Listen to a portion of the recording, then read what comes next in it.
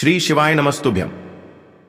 हर हर महादेव। दोस्तों, आप सभी लोग जानते हैं कि 17 मार्च 2025 यानी सोमवार को पड़ रही है चैत्र महीने की गणेश चतुर्थी तिथि। और दोस्तों, ये वो तिथि है जो चैत्र महीने में पड़ने वाली सबसे बड़ी तिथि है, क्योंकि यह सोमवार के दिन पड़ रही है और इसका बहुत ही बड़ा और विशेष महत्व होता है।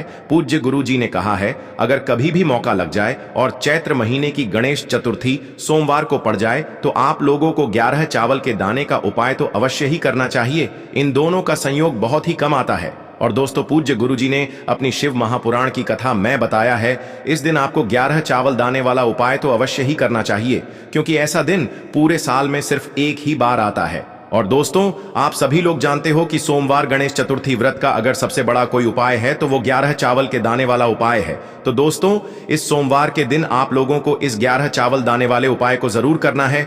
बहुत सारे लोग होंगे जिन लोगों ने इस उपाय को न किया हो, मतलब पूरा साल निकल गया और उन्होंने किसी भी दिन इस 11 चावल दाने वाले उपाय को न किया हो। पर दोस्तों, आपके पास एक आखिरी मौका बचा हुआ है, जो कि 17 मार्च के दिन है।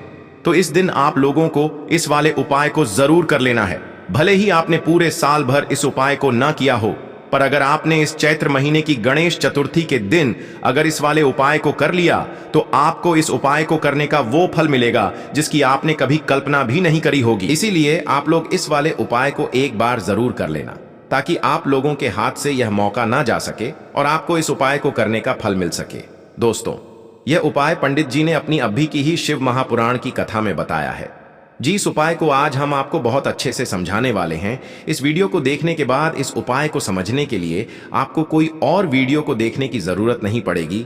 तो चलिए दोस्तों, उपाय को शुरू करते हैं। देखिए, ये इस चैत्र महीने के सोमवार के दिन यह इतना खास होता है, इतना महत्वपूर्ण होता है। देखा गया है, कभी कभी बड़े बड़े पूजा पाठ अनुष्ठान से जो मनोकामना पूर्ण नहीं होते, वो इस चैत्र महीने के सोमवार गणेश चतुर्थी के दिन एक छोटे से उपाय करने से ही आपकी मनोकामना पूर्ण हो जाती है।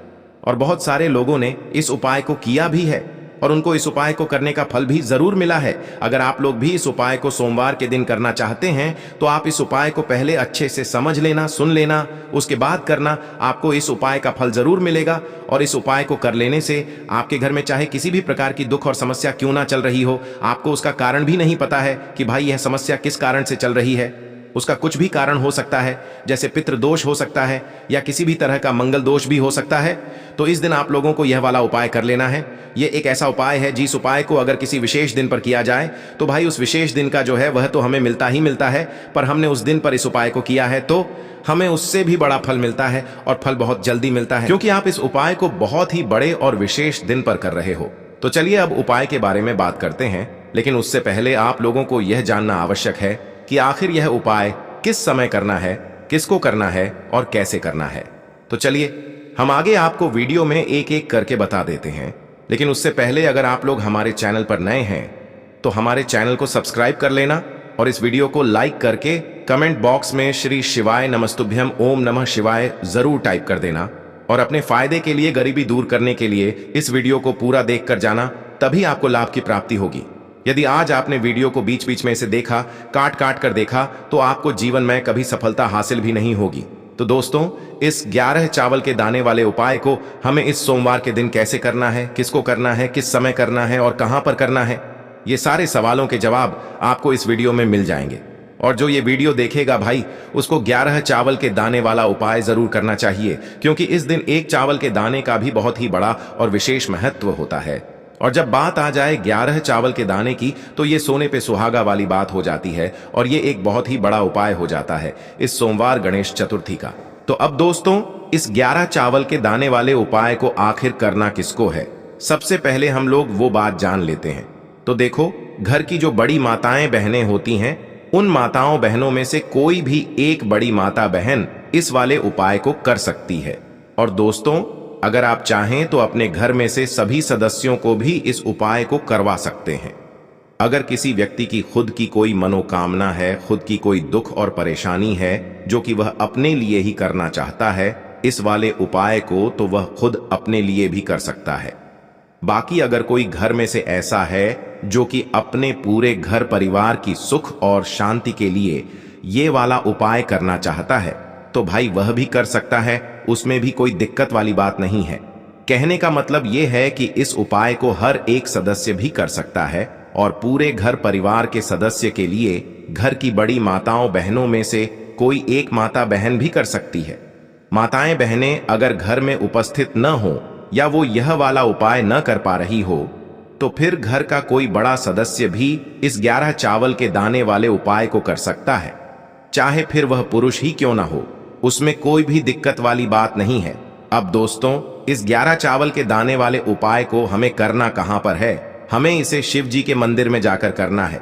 बहुत सारे लोग प्रश्न करते हैं हर एक उपाय को करते समय क्या हम इस उपाय को घर पर कर सकते हैं? तो इस वाले उपाय को आप घर पर नहीं कर सकते हो। इस वाले उपाय को करने के लिए आपको शिव जी के मंदिर ही जाना पड़ेगा।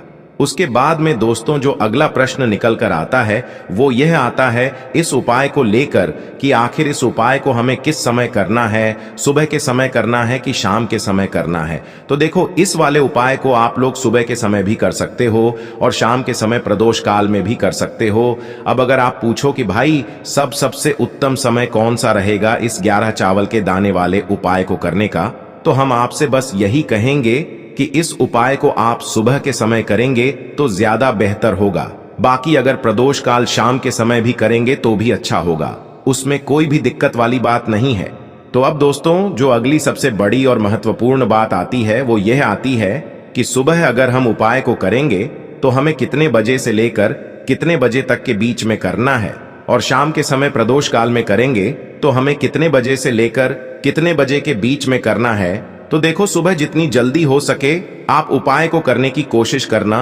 बाकी अगर किसी कारणवश लेट भी हो जाओ, थोड़ी देर भी हो जाए, तो 10 या 11 बजे तक भी आप उपाय कर लेना, पर 12 बजे से ज्यादा देरी ना हो, ठीक है?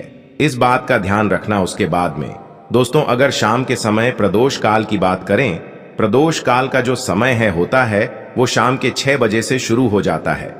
मतलब शाम के 6 बजे से लेकर 7 बजे के बीच का जो समय होता है ये समय प्रदोष काल का समय होता है। पर अभी जो मौसम चल रहा है इस मौसम में जो है शाम बहुत देरी से होती है, तो आप इस उपाय को 7 या 8 बजे के बीच में भी कर सकते हो। मतलब शाम के 6 बजे से रात 8 बजे के बीच में आप कभी भी इस वाले उपाय को कर सकते हो, उसमें कोई भी दिक्कत वाली बात नहीं है। अब दोस्तों यहां पर इस उपाय को लेकर एक और सबसे बड़ी बात यह निकल कर आती है कि इस 11 चावल के दानों को हमें लेना कहां से होता है, और हमें इस उपाय को करने के साथ में क्या और कुछ भी सामग्री ऐसी होती है जो शिव जी के मंदिर लेकर जानी पड़ती है। तो देखो यहां पर हम आपको बता दें, सबसे पहले आप लोग ये जान लो कि यह जो 11 चावल के दाने वाला उपाय है, सिर्फ और सिर्फ आप उपाय की सामग्री लेकर कभी भी शिव जी के मंदिर मत जाना, क्योंकि हमें भगवान के सामने यह नहीं दर्शाना है कि अगर हम भगवान शिव जी के मंदिर आए हैं तो अपने फायदे के लिए आए हैं। तो इसलिए जो भी पूजन सामग्री है उपाय सामग्री है। 11 चावल के दाने, इसके साथ में आपको पूजन सामग्री भी जरूर लेकर जाना है। देखो, अगर सुबह के समय उपाय कर रहे हो तो सीधी सी बात है, 1 लोटा जल तो आप लेकर जाओगे ही जाओगे। वही 1 लोटा जल अगर मिट्टी का जल हो तो बहुत अच्छा रहेगा। मिट्टी का जल कैसे बनाया जाता है इसके लिए हमने पहले से बहुत सारी वीडियोस बना दी है। आपके पास इस दिन एक आखिरी मौका रहेगा मिट्टी का जल शिव जी पर चढ़ाने का और उपाय को करने का। बहुत बड़ा आपको इस दिन फल मिलेगा, तो इसलिए इस दिन हो सके तो भाई मिट्टी का जल चढ़ाना, तो अपने साथ में कम से कम 1 लोटा जल तो आपको लेकर जाना ही जाना है। अगर मिट्टी का जल नहीं है तो घर का जल भी आप इस्तेमाल कर सकते हो। इसके अलावा जो भी पूजन सामग्री है, देखो 11 चावल के दाने ये अलग आपके रहेंगे और जो आपकी पूजन सामग्री रहेगी वो अलग रहेगी। पूजन सामग्री में आप जो भी चीज लेकर जाना चाहे वो लेकर जा सकते हैं, उसमें कोई भी दिक्कत वाली बात नहीं है। वहीं अगर हम बात करें शाम के समय की, तो शाम के समय शिव जी पर जल नहीं चढ़ता है, इसीलिए शाम के समय आप लोग एक दीपक तैयार कर लें जो कि गोल बत्ती का आटे का शुद्ध देसी गाय का घी का होगा, है ना? इस बात का आप लोगों को ध्यान रखना है, और इस दीपक को आपको घर से जलाकर नहीं लेकर जाना है, भगवान शिव जी के मंदिर में जाकर ही जलाना है। इस बात का भी आप लोगों को ध्यान रखना है। अब दोस्तों यहां पर हमें इस बात को समझना है कि यह 11 चावल के दाने हमें लेना कहां से है।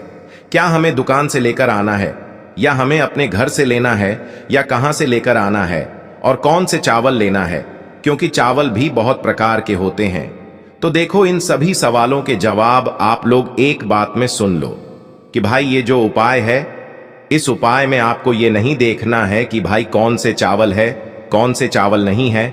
बस जो भी चावल ले रहे हो वो चावल का दाना सबूत होना चाहिए, मतलब साबुत होना चाहिए, टूटा हुआ नहीं होना चाहिए, कटा पिटा नहीं होना चाहिए। ये बात आपको ध्यान रखना है।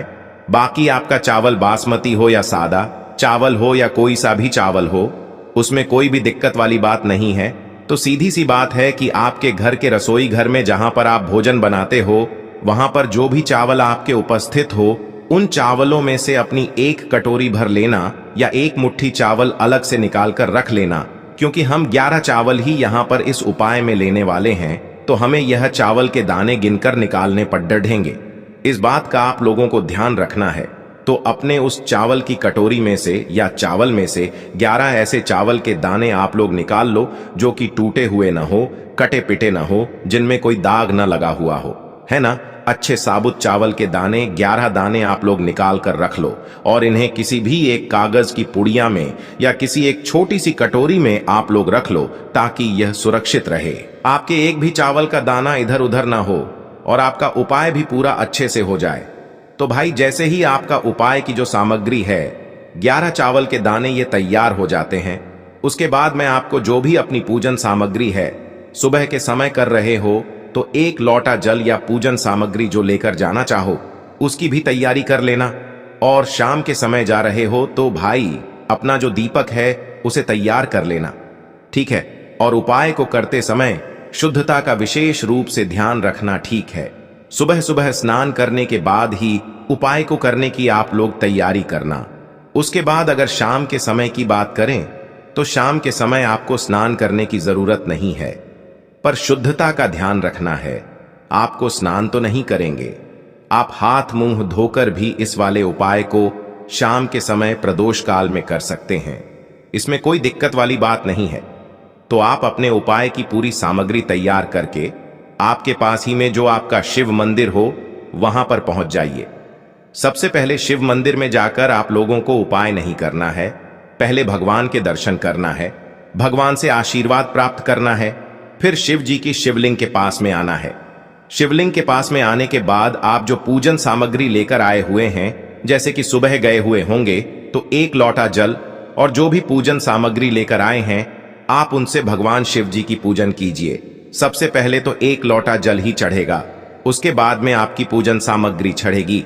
उसके बाद में अगर दोस्तों शाम के समय अगर आप इस उपाय को कर रहे हो तो अपने साथ में कम से कम एक जो दीपक है गोल बाती का जो आप अपने साथ में लेकर गए हो, उस दीपक को मंदिर में जाकर अपनी माचिस से जलाना है और उस दीपक को शिवलिंग के पास में रखना है, ठीक है। इस दीपक को रखने के बाद ही आप लोगों को अपना ये वाला उपाय शुरू करना है। और दीपक को ज्यादा पास में मत रखना, वैसे भी गर्मी पड़ रही है, भगवान शिव जी को आंच नहीं लगनी चाहिए, है ना। तो भाई जैसे ही आपकी पूजा अर्चना हो जाती है, आप भगवान शिव जी को प्रसन्न कर लेते हैं। उसके बाद में शिवलिंग के पास ही में आप कहीं पर बैठ जाइए, सामने या आसपास जिस जगह पर आपको बैठना हो वहां पर बैठ जाइए और अपने वह 11 चावल के दाने अपने सामने निकाल कर रख लीजिए, क्योंकि अब यहाँ पर उपाय को यहाँ पर करने की आपको तैयारी करना है। और इस तरीके से जब आप उपाय करेंगे, पूजन सामग्री करने के बाद, पूजन अर्चना करने के बाद, तो आपको उपाय का फल बहुत जल्दी और बहुत बढ़ा होकर मिलेगा। तो अपने 11 चावल के दाने अपने सामने निकाल कर रख लेना। और यह जो उपाय है यह आपकी सीधे हाथ की हथेली से होगा, इसलिए इस बात का भी विशेष रूप से ध्यान रखना है। तो सीधे हाथ की हथेली का प्रयोग करके ही आप लोग अपना इस वाले उपाय को करना। अपने सामने जो भी आपकी कागज की पुड्डियां है उसको खोल कर रख लो, या कटोरी है तो भाई उसे अपने सामने रख लो और अपने वह 11 चावल के दाने निकाल लो, ठीक है। उसके बाद में दोस्तों अब आपको क्या करना है कि शिवलिंग आपके सामने होगी, तो आपने वह 11 चावल के दाने एक एक करके आपको शिव जी के शिवलिंग के ऊपर चढ़ाना है। कहां पर चढ़ाना है? शिवलिंग के ऊपर चढ़ाना है और कहीं पर भी नहीं चढ़ाना है।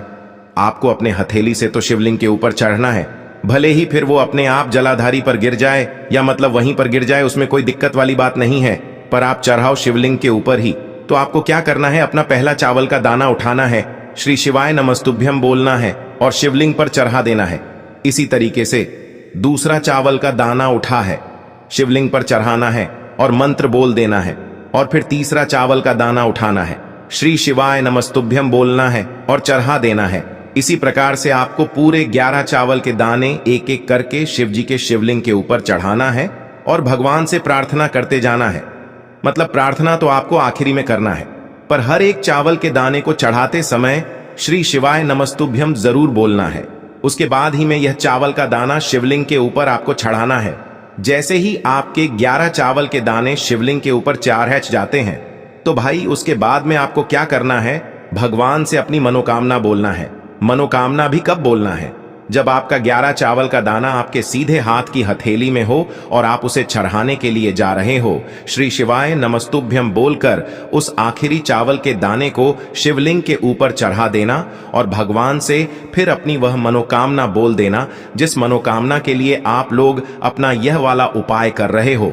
जिस भी दुख और परेशानी के लिए आप लोग अपना यह वाला उपाय कर रहे हो, उसके बाद में जैसे ही आप अपनी मनोकामना बोल देते हो, आपका यह वाला उपाय पूरा हो जाता है। पर दोस्तों, उपाय को करने के बाद आप लोगों को 2 मिनट भगवान शिव जी के मंत्र का जाप जरूर करना है।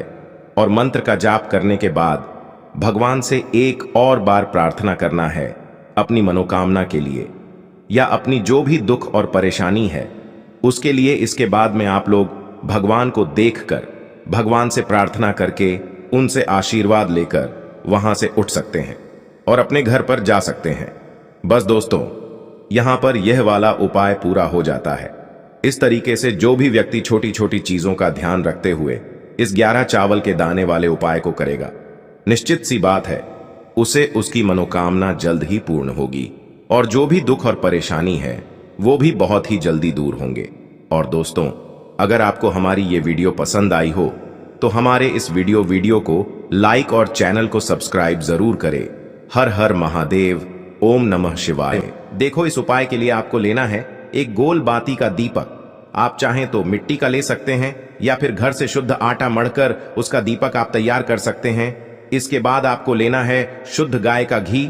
अगर वो नहीं है तो कोई भी देसी घी इस्तेमाल कर सकते हैं, जिससे आपको दीपक प्रज्वलित करना है। देखो, अब ये सब सामग्री लेकर आपको जाना है प्रदोष काल में आपके घर पर तुलसी जी के घेरे के पास में। देखो, ये उपाय तो आपको अवश्य करना है। देखो, वहां पहुंचकर सबसे पहले वो दीपक आपको प्रज्वलित कर देना है और ओम नमो भगवते वासुदेवाय नमः का 11 बार जाप करना है। उसके बाद आपको अपने सीधे हाथ में थोड़ी हल्दी लेकर उस दीपक में अपना नाम और गोत्र बोलते हुए डाल देना है। उसके बाद माता लक्ष्मी से आपको प्रार्थना करना है कि हे महालक्ष्मी, हमारी सभी दुख तकलीफों को दूर करो। हे महादेव, हमारे सब दुख कष्टों को खत्म करो। इस भावना से आपको ये उपाय करना है।